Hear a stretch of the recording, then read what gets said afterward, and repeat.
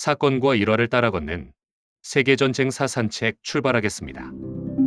이번 편에서는 서로 마제국의 영광을 되찾은 샤를마뉴 기병대의 서유럽 정복과 이와 관련된 역사 및 일화를 돌아보겠습니다. 이야기 시작하겠습니다.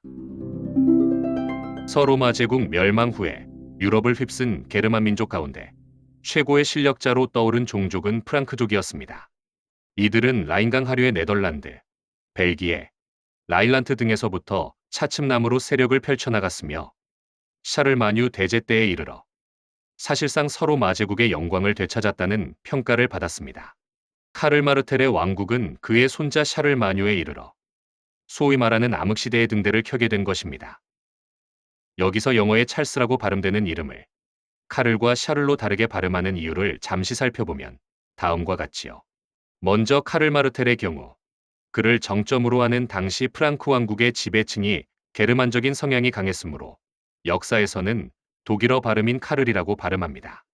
그리고 카를 마르텔의 손자인 샤를 마뉴대에 이르러서는 그의 이름이 프랑스 역사에서 중요하게 다루어지기 때문에 프랑스어식으로 샤를 마뉴라고 부르게 된 것이지요. 아무튼 샤를 마뉴가 귀족으로 구성된 중기병 위주의 상비군을 보유하여 여러 전투에서 승리한 것은 사실이지만 그 밖에 그의 군사적 역량에 관한 자료는 발견할 수가 없습니다. 다만 그의 업적으로 미루어 보아 그는 당시에 어느 누구보다도 뛰어난 지휘 통솔력과 조직력 및 행정력을 가졌던 인물로 믿어지는 것이지요. 768년 할아버지 카를 마르텔이 세운 프랑크 왕국의 왕위를 계승한 샤를마뉴는 대를 이어 정복전쟁을 계속해 나갔습니다. 아버지 피핀의 뒤를 이어 동생인 샤를로만과 함께 왕국을 통치하다가 동생과 왕위를 두고 내전을 벌여야 했으나 샤를로만의 갑작스러운 죽음으로 고비를 넘기기도 합니다.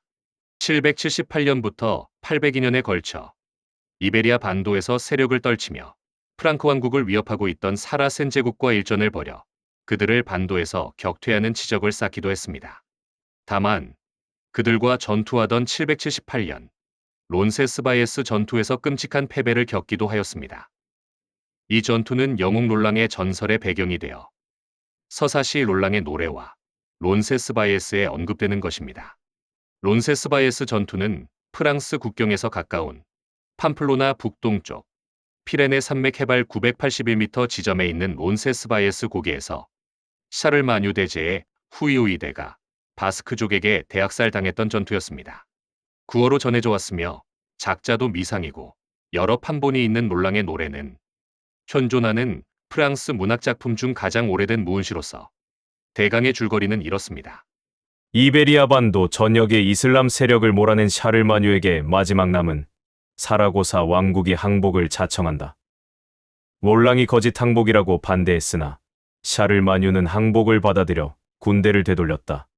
그리고 그의 군대가 피레네 산맥을 넘을 때 후위를 롤랑에게 맡겼다. 롤랑의 예상대로 이슬람군은 후위 부대를 기습했으며 롤랑은 구원 요청 신호인 뿔피리를 길게 불고 장렬하게 전사한다. 이 작품은 11세기부터 전 유럽에 퍼졌습니다.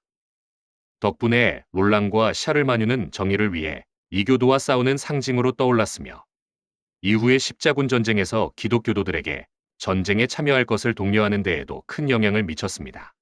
하지만 롤랑을 습격한 군대는 이슬람이 아니라 바스크족이라는 것이 정설입니다.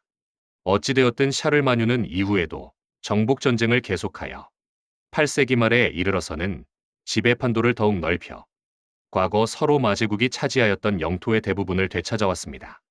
로마 제국이 점령하였던 북아프리카, 스페인, 남부 이탈리아, 시칠리아, 브리튼을 정복하지는 못했지만 대신 로마 제국에 점령된 적이 없었던 라인강과 엘베강 사이의 땅을 새로이 영토에 편입한 것입니다. 800년 대제국의 건설을 완성한 뒤 유럽의 지배자로 자처하고 나선 샤를마뉴는 로마 제국의 정신적 지도자로 자처하고 있던 교황 레오 3세와 극적으로 제휴를 이루었습니다. 그래서 교황은 샤를마뉴에게 신성 로마 제국 황제의 관을 씌워주었지요.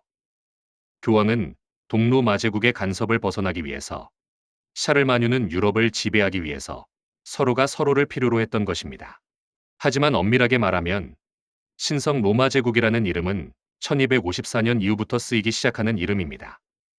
샤를마뉴 대제에서 오토 1세 때까지는 황제이며 존엄한 자라는 표현을 특정 영토와 연결하지 않고 썼기 때문이지요. 아무튼 이후 신성 로마 제국은 교황청과 함께 중세 시대의 서유럽에서 가장 지위가 높고 중요한 곳이 된 것입니다. 재위 기간 샤를마뉴는 수많은 전투에서 빛나는 승리의 기록을 남겼지요. 당시 전장에서는 로마군의 훌륭한 전술과 전법 및 전투 기술을 찾기 어려웠는데 그래도 상대적으로 그 전통을 잘 이어받은 군대가 샤를마뉴의 프랑크 군대였습니다. 샤를마뉴 군대의 핵심은 중기병으로서 다른 게르만 민족의 경기병이나 중보병을 효과적으로 제압했습니다. 샤를마뉴는 일찍부터 기병의 가치와 중요성을 인식하고 있었지만 초기 비용과 유지 비용 때문에 그 양성이 쉽지 않았습니다. 많은 돈을 들여 말, 마구, 갑옷, 사료 등을 확보해야 했으며 기사와 말을 오랜 시간에 걸쳐 훈련시키는 비용이 엄청났지요. 게다가 한 명의 기사에는 갑옷 시중을 들고 말을 돌봐야 하는 시종이 최소한 2명 필요했습니다. 프랑크 왕국은 봉건제도로 이 문제를 해결했으며 이는 이후 유럽의 다른 여러 왕들에 의해 답습되었습니다. 봉건제도의 핵심은 왕이 영주들에게 토지를 하사하고 그 대신 영주들은 왕에게 군사력을 제공하는 의무를 지우는 것이었지요. 영주들은 자신이 보유한 장원의 크기에 따라 일정한 숫자의 기사를 거느렸으며 왕의 명령이 있으면 이들 기사들을 왕에게 파견했습니다. 중세시대의 장원은 보통 영주 한 사람이 소유한 토지를 가리켰지요. 장원의 중심부에는 영주가 사는 영주관이 있었고 그 부근에 영주의 부하들과 기사들이 사는 집, 그리고 농가들이 밀집하여 마을을 이루었습니다. 그리고 장원은 영주와 농민이 필요로 하는 모든 것을 생산하는 자급자족의 장소이기도 했습니다. 아무튼 봉건제도를 활용한 샤를마뉴는 따로 비용을 쓰지 않고 주로 귀족으로 구성된 상비군을 보유할 수 있었던 것입니다.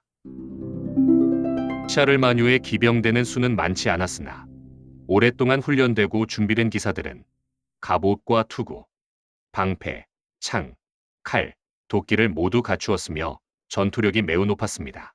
그리고 기병을 중시했기 때문에 규모가 축소된 보병은 대신 훌륭한 방어장비로 무장하고 주로 궁수로 활약했습니다.